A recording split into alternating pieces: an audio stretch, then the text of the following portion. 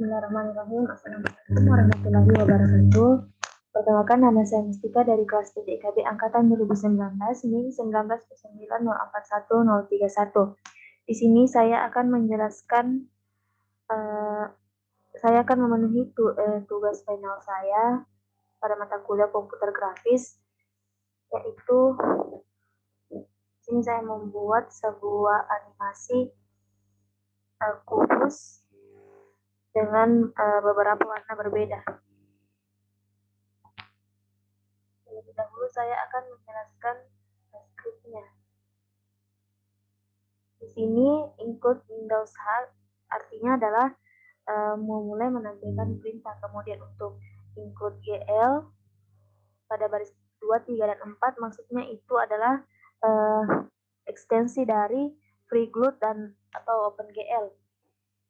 Kemudian untuk void init atau pada baris kelima maksudnya itu adalah fungsi penginisialisasian. Kemudian untuk void display maksudnya adalah fungsi untuk memanggil prosedur display. Sedangkan untuk void keyboard itu fungsi untuk mengaktifkan keyboard. Kemudian untuk void resize dan void draw cube itu masing-masing memanggil fungsi resize atau ukurannya dan menggambar sebuah kubus, menggambar beberapa kubus. Kemudian step maksudnya ini adalah kedalaman dari sebuah kubus tadi. Kemudian integer main ini maksudnya adalah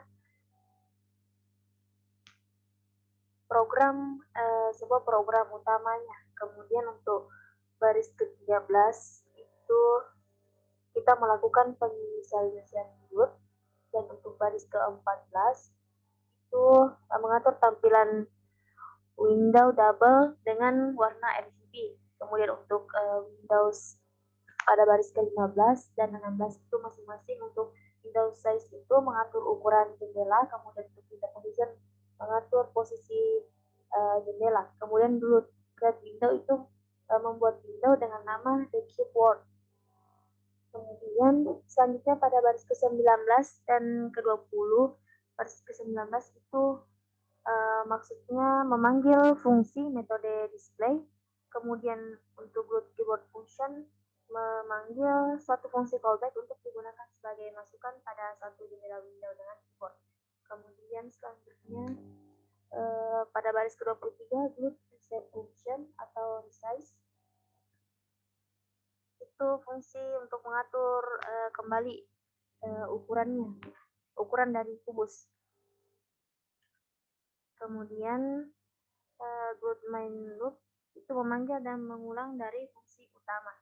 Kemudian return kembali ke 0. Kemudian selanjutnya void init itu kembali memanggil fungsi init. Kemudian GL clear color itu menandakan warna yang digunakan sebagai backgroundnya. Kemudian GL enable-nya itu pada baris ke-30 maksudnya adalah mengaktifkan. Jika diaktifkan maka kedalamannya sama dengan 1. Sedangkan jika tidak diaktifkan maka kedalamannya sama dengan 0. Di sini GL matrix mode, GL model view maksudnya adalah untuk pengaturan viewport-nya. Kemudian untuk GL clear itu menghapus window. Kemudian untuk GL pass matrix dan GL translate F itu adalah parameter translasi berdasarkan sumbu kuadran 3 koordinat, yaitu sumbu X, Y, dan Z. Kemudian selanjutnya pada bagian ini yaitu chart nama, maksudnya tipe data yang digunakan yaitu chart, tipe data chart. Di sini saya menggunakannya untuk menuliskan menampilkan teks dengan nama saya. Kemudian GL color 3F itu kode warna yang digunakan dengan tipe float. Kemudian GL raster pos 2F maksudnya itu mengatur posisinya dengan tipe float juga. Kemudian dengan rumusnya bisa dilihat di sini, for integer i sama dengan 0. Di sini dapat dilihat pada baris ke-46. Kemudian selanjutnya di sini gloat bitmap karakter di sini adalah jenis font yang digunakan dengan ukuran fontnya di sini dapat dilihat adalah 18. Kemudian GL pop matrix selanjutnya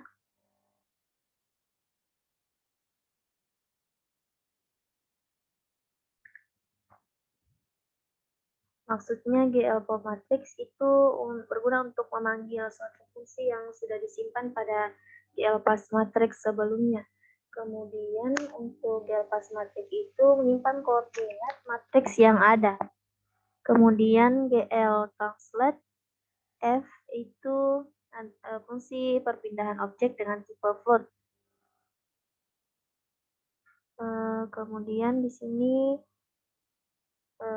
mengulang fungsi yang di atas yaitu menampilkan teks dengan tipe data yang sama yaitu chart.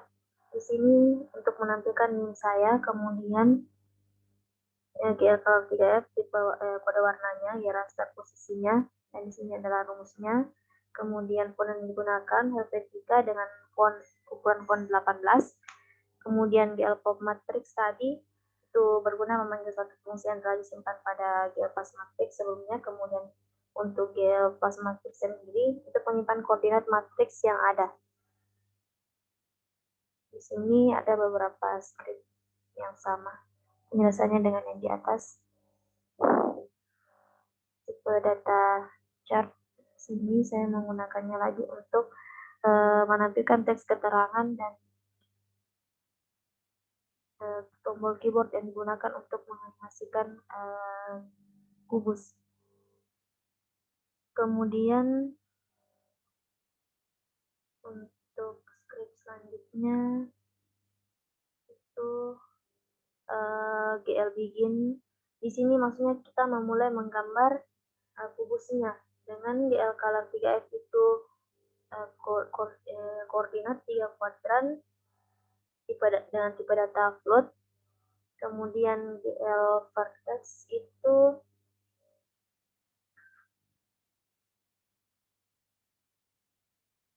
menggambar titik pada koordinat x, y dengan satuan float, x, y dengan z satuan float. Kemudian GL color 3F kode warna yang digunakan.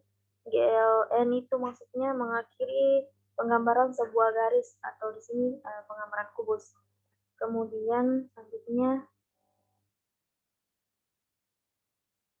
mulai menggambar kubus di sini dengan 3 titik kuadrat x masing-masing x, y dan z.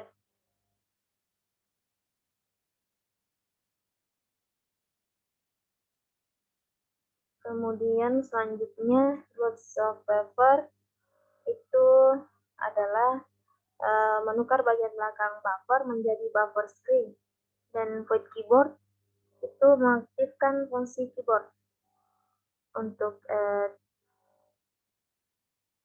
tipe chart K, kemudian integer variabel integer x, integer y. Kemudian switch K di sini dapat dilihat rumusnya switch K.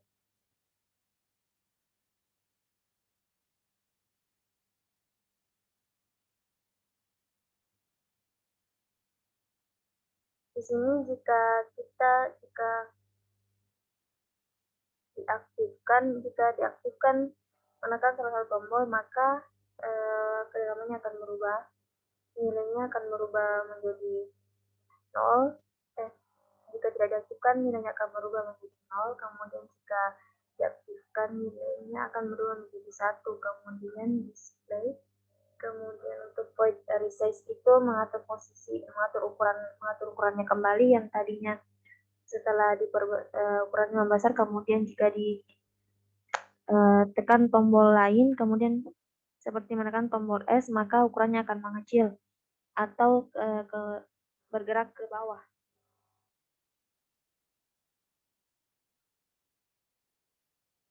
Nah, untuk GL matrix mode di sini GL projection itu mengatur proyeksi parametersnya. Kemudian untuk gelot identity itu mengakses identitinya, kemudian selanjutnya GL matrix mode atau GL model view itu mengatur tampilan dari matriks. Kemudian selanjutnya Void memulai memanggil fungsi menggambar kubus kembali. Di sini dapat dilihat.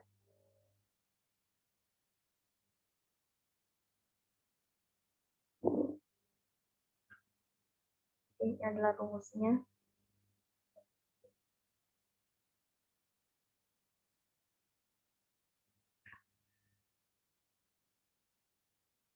Nah, itulah tadi penjelasan singkat saya. Selanjutnya saya akan menampilkan hasil dan compile.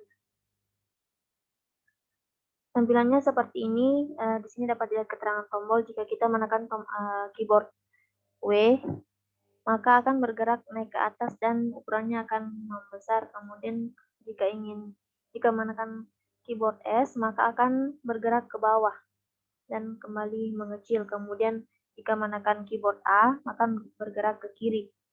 Sedangkan keyboard D akan bergerak ke kanan.